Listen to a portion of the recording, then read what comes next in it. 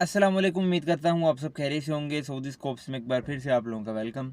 तो दोस्तों, आज हम बात करेंगे कि सऊदी अरब का जो वीज़ा है, वर्किंग वीज़ा आप लोगों ने अप्लाई किया हुआ है या अप्लाई करने वाले हैं, तो वो कितने दिन में लग के आ रहा है, उसका एक्चुअल टाइम कितना है और आपके एजेंट की वजह से आपका कितना टाइम ज़ाया हो रहा है।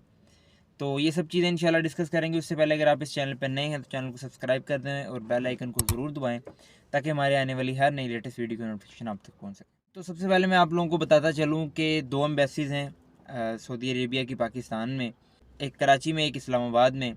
इन दोनों एम्बेसीज़ में आपका वीज़ा जो है वो प्रोसेस होता है। आपका एजेंट आपके डॉक्यूमेंट प्रिपेयर करता है सारे, जो आपको रिक्वायर्ड हैं, जो चाहिए, और वो एम्बेसी में भेजता है। वहाँ पे ये वीज़ा प्रोसेसिंग होती है। अब आपको जैसा कि पता है कि हर बंदे ही इसी कोशिश में है कि हमें जो है वो पाकिस्तान से बाहर जाने का मौका मिले, काम करने का मौका मिले। ज़ाहिर सी बात है, हर बंदा जो है वो परेशान है। तो पहले तो हमारे पास बहुत सारी अपॉर्चुनिटीज़ होती थी मुख्तलिफ़ मुल्कों की, दुबई की और बाकी जो है वो कतर और गल्फ़ कंट्रीज़ की, लेकिन उन्होंने अपने वीज़ा में बड़ी सख्ती कर दी है। अब वो पाकिस्तानियों को वीज़ा कम दे रहे हैं।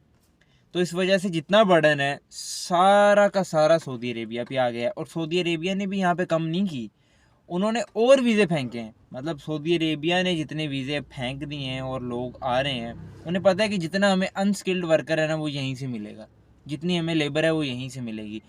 वो क्वालिफाइड लोग भी ले रहे हैं, लेकिन उनको पता है कि भाई जितने मज़दूर हैं या बाइक राइडर हैं या जो भी हैं, वो सारे हमें इधर से ही मिलेंगे, इसलिए वो वीज़ा ज़्यादा इन मुल्कों में फेंक रहे हैं, हमारे मुल्कों में।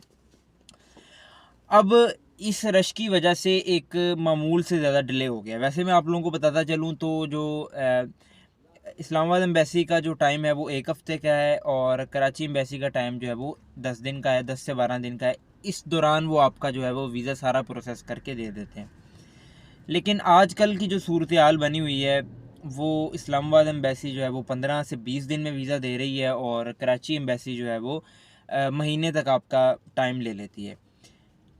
अब जिन बंदों का वीज़ा जिन उन्होंने अप्लाई किया हुआ था और वो 2-2 महीने लग गए, इस्लामाबाद एम्बेसी में 1.5-1.5 महीना लग गया, उसकी क्या वजह है? वो बड़ी इंपॉर्टेंट है दोस्तों, वो आपने समझनी है कि वो ये क्यों हो रहा है। उसकी दोस्तों सबसे बड़ी वजह ये है कि जब आप लोग अपने डॉक्यूमेंट सारे प्रिपेयर करके, आप अपनी फिंगर भी ओके कर लिया, आपने मेडिकल भी हो गया, सब कुछ हो गया, आपने अब फाइल उसको दे दी एजेंट को कि भाई अब आप भेज दो एम्बेसी में।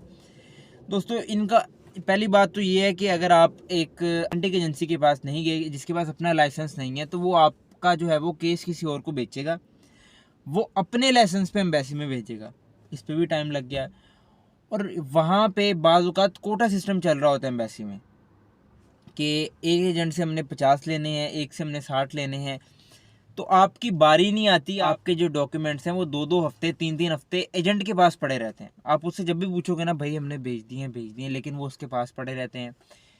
या तो वो ऐसे करते हैं कि जनाब, आपने मिसाल के तौर पे आपने, मैं बात करता हूँ विहाड़ी से आपने अप्लाई किया है। अब वो जो एजेंसी है उसका हेड ऑफिस है लाहौर में, या उसका हेड ऑफिस है कराची में, वीज़ा आपका इस्लामाबाद से आया है। अब वो क्या करेंगे कि आपका जो केस है वो आपसे सारे डॉक्यूमेंट लेके, पैसे लेके वो कराची भेज देंगे, क्योंकि उनका हेड ऑफिस कराची में है। कराची वाले फिर कुरियर करेंगे इस्लामाबाद। मेरे साथ भी यही हुआ था, मेरा वीज़ा जो था वो आया इस्लामाबाद में था। जो मैंने एजेंसी से अपना काम करवाया था, उनका हेड ऑफिस था कराची। उन्होंने पहले कराची भेजा कि हमारे हेड ऑफिस से सारी फाइलें जाएंगी, वहाँ से फिर इस्लामाबाद भेजा। इस वजह से इस्लामाबाद एम्बेसी में भी मेरा 1.5 महीना, 1.5 महीना नहीं, महीना लग गया मेरा इसी काम में।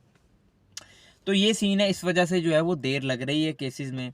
और उम्मीद है कि ये कोटा सिस्टम ख़त्म होगा तो फिर ओपन फाइलें जो है वो आएंगी सारी, तो ये होगा। अगर आप लोगों ने इस टाइम को अवॉइड करना है ना, तो एक टिप मैं आपको देता चलूँ कि हमेशा उस एजेंसी पे वीज़ा मंगवाएं जिसके पास अपना लाइसेंस है। ओवरसीज़ एम्प्लॉयमेंट गवर्नमेंट का एक अदारा है, वो लाइसेंस देता है कि भाई हाँ हाँ, ये एजेंसी जो है वो अपना काम कर सकती है, वो अपने अपने थ्रू लाइसेंस, अपने थ्रू वकाले मंगवा के जो है वो लोगों को बाहर भेज सकती है। उससे भेजें, वो आपका डायरेक्ट आपका केस एम्बेसी में भेजती है, उससे आपका टाइम कम लगता है। तो ये थी एक छोटी सी वीडियो, मैंने आपको एक छोटी सी नॉलेज बताई है। तो उम्मीद करता हूँ वीडियो पसंद आई होगी। तो वीडियो पसंद आई है तो वीडियो को लाइक करें, चैनल को सब्सक्राइब करें और बेल आइकन को ज़रूर दबाएं, ताकि हमारे आने वाली हर नई लेटेस्ट वीडियो का नोटिफिकेशन आप तक पहुँच सके। शुक्रिया।